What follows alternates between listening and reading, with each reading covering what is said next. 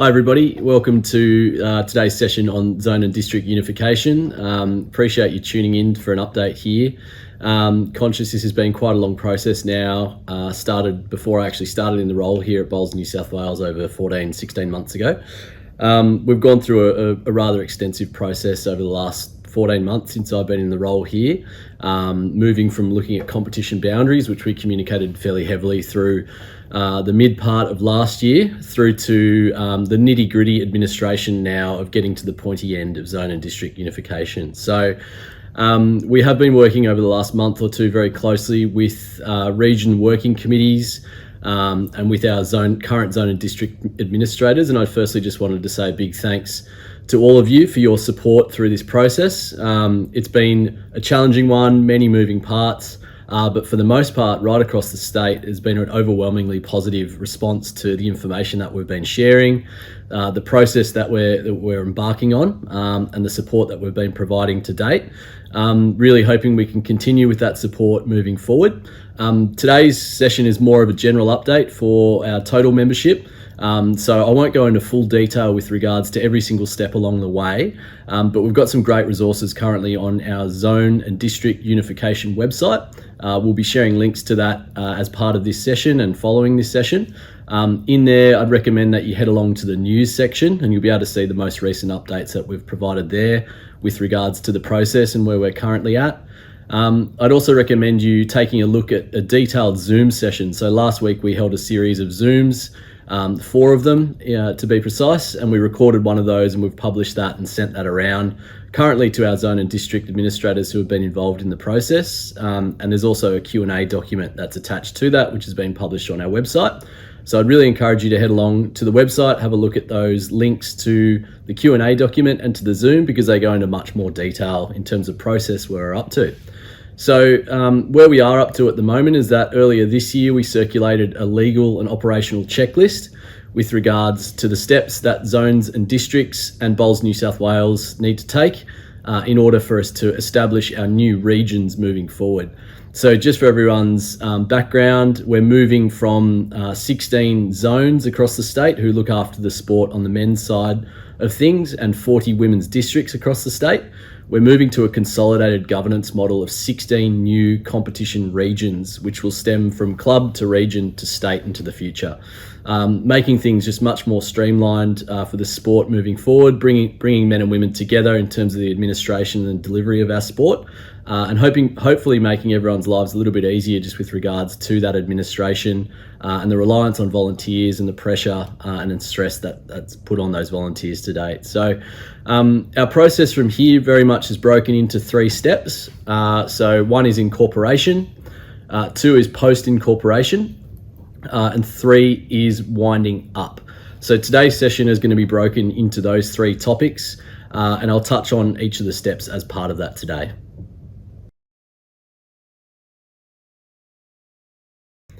All right, so the first part of this process is incorporation, and that is primarily being led by Bowls New South Wales. So our job at the moment is to establish 16 new regional bowls associations across New South Wales. Those regions have been listed on our Zone and District Unification website as well.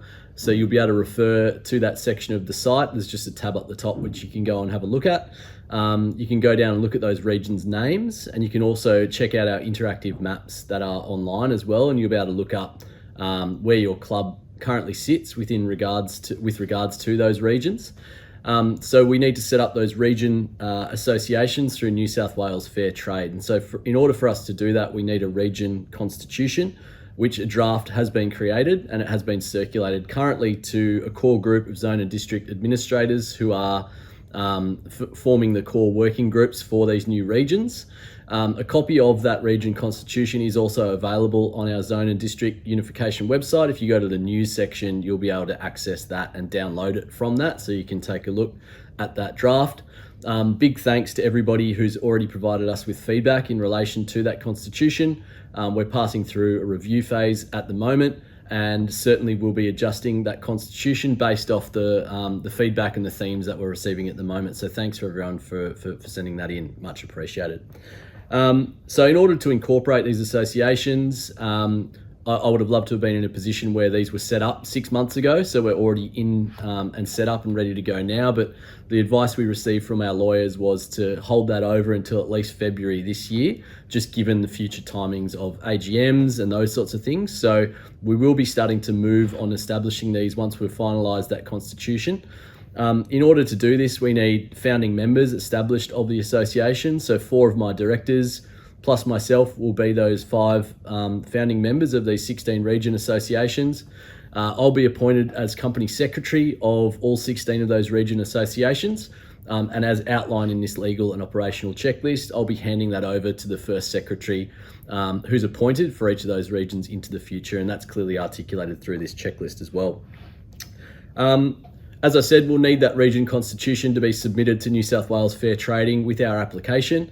And once that's been lodged, along with the names that have already been cleared by New South Wales Fair Trade, we'll hopefully receive an approval from New South Wales Fair Trade and have those region associations established and ready to go.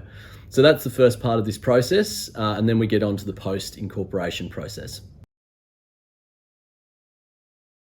So the second step to this process is the post-incorporation step, which entails the establishment of an interim management committee and the transfer of assets from current zones and districts across to the new regions.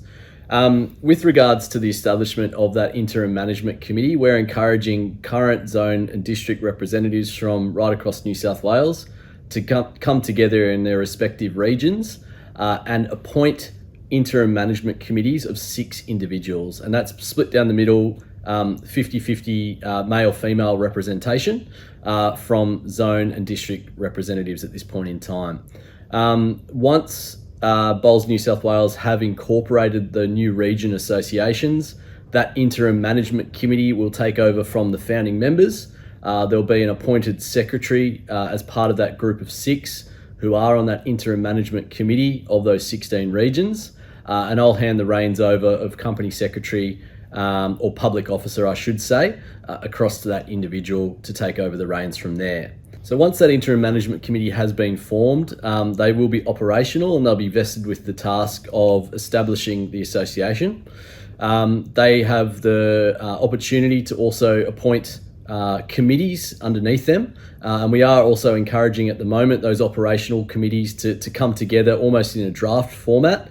I've been saying it's almost like putting the cart before the horse a little bit, but our recommendation is for these interim management committees to be semi-formed now, for those operational committees of the new regions to be semi-formed now, before even these associations are established, just so everyone can hit the ground running. And there's some really good examples now across the state of different zones and districts that have come together, that have worked through those interim management committee details, that have those committees that are technically almost already in place, and are working through match-related issues and calendar planning for the 2024 season now, which is fantastic. I'm certain right across the state there'd be zones and or district reps who would be keen to share that information. And the Zoom sessions we held last week were really helpful because it was a great opportunity for everyone just to share where they were up to with this process, and share their learnings, I guess, with regards to the process too, which has been fantastic. So I applaud that. In terms of the administration, there are bits and pieces like establishing the ABN, establishing a bank account for the new region associations and things like that.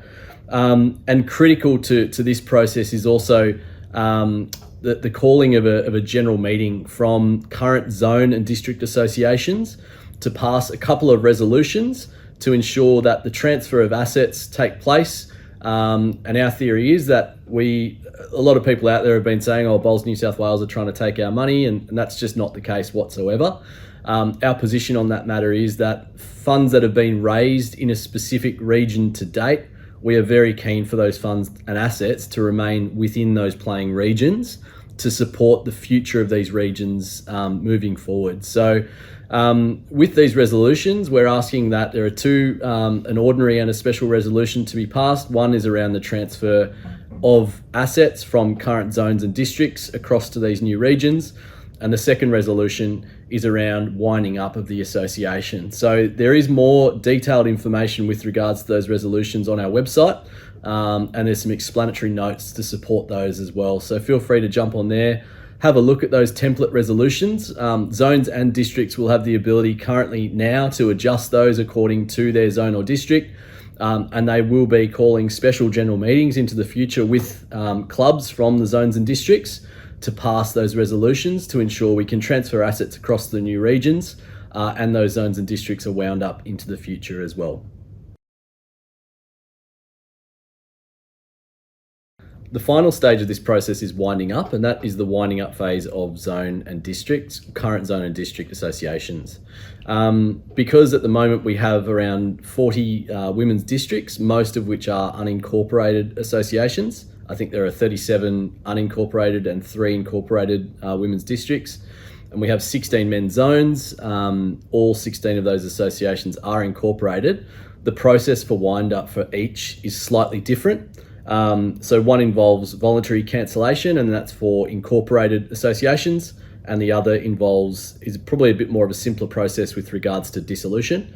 I'm not going to go into the nuts and bolts of that process because there's a lot of information in our little checklist with regards to that step. But ultimately, as I mentioned, there's a different process for zones and there's a different process for districts or incorporated, unincorporated associations to follow as part of this.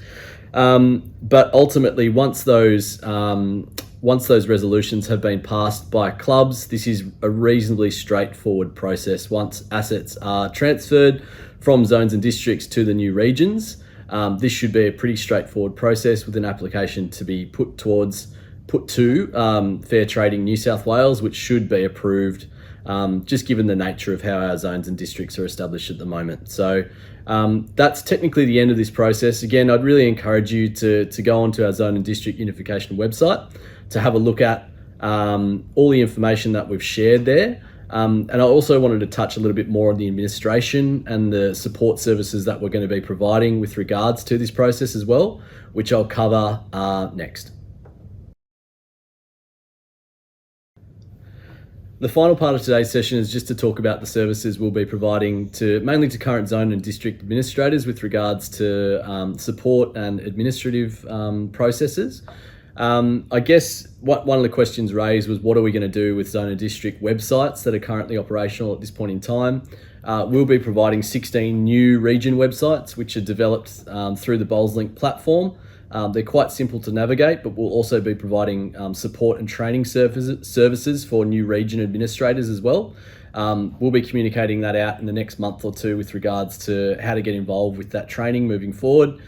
Those sessions are also open to anybody if you'd like to jump in there and understand a bit more about, I guess, the WordPress product and the back end of how to navigate that. Really encourage you to jump in and join that. We're establishing email accounts for all our new regions. So because there are 6 interim management committee members or management committee members, we'll be looking at establishing 6 standardized emails across all the 16 new regions. That'll just help hopefully with communication from regions to New South Wales, Bowls New South Wales, and also vice versa as well, particularly when there's change in personnel and change in contact details. We think this step will just make things a bit cleaner and neater for everybody. We will be implementing the use of Xero, which is a cloud-based accounting technology. We've adopted Xero here at Bowls New South Wales as of May last year. It's really transformed the way we operate as a business. It's a very, very clean and simple product to use. We're also going to be providing training, and we've communicated this out already to zone and district administrators. We'll be providing training and upskilling. We're putting on 5 different sessions with regards to how to use that platform at a basic level. We're also putting on an advanced session closer to 1 July for anyone who's interested to get involved in those sessions. So I really encourage you, anyone in Clubland as well, if you want to jump onto those sessions, you're more than welcome to do that. They go for 2 days, so they're quite long workshops, but day 1 of workshop 1 would go from about 11 a.m. to about 2 p.m, so 4 hours. And then day 2 would start around the same time and go through to around 3 or 4 p.m. So it is a bit of a time commitment, but if you are looking to upskill and understand how to use that Xero product in more detail, I'd really highly recommend you jump on those courses. We have communicated those out to our current distribution list for working groups across the new regions, but we'll publish those dates onto our zone and district website shortly, and we'll also put up a registration link. So it's critical that you register before those sessions, because we'll need to send out a link to you so you can attend them into the future. Finally, we'll also be assisting with the production of new region logos. So in discussions across the state and with key stakeholders, there's sort of agreement that we look to align with the Bowls Australia logo and our Bowls New South Wales logo. So we will be creating 16 new region logos. We don't want to dictate those color palettes and what those sort of main hero images are in the middle of those logos. So we'll be putting out a briefing document to regions into the future to provide us with that information. We'll consult with our creative agency here. We'll have one round of feedback, so we'll send those back to regions. They'll be able to put in additional feedback, and then we'll look to finalise those logos into the future as well. So there's some support services and wraparound services that we're putting in place to assist with this process. I'm also travelling over the next few weeks to get around and meet with our working groups and our interim management committees to continue to answer questions wherever we possibly can. And we'll provide that service moving forward too. Really encourage you to reach out to our inquiries inbox at Bowls New South Wales if you have any additional questions with regards to this process. But I guess the big question you're probably sitting there asking yourself is, how does this impact me as an individual club member out there in the community? I'm hoping not so much. I really hope that this process will just streamline the governance of our sport. It will open up our competition pathways, make things much clearer and easier for people to access, and with the hope and intent of then driving participation in our sport into the future. So thanks everyone for joining us for this session today. Wish you all the best on your bowls endeavours, and yeah, we'll continue to communicate as best we can with regards to this process heading into 1 July this year.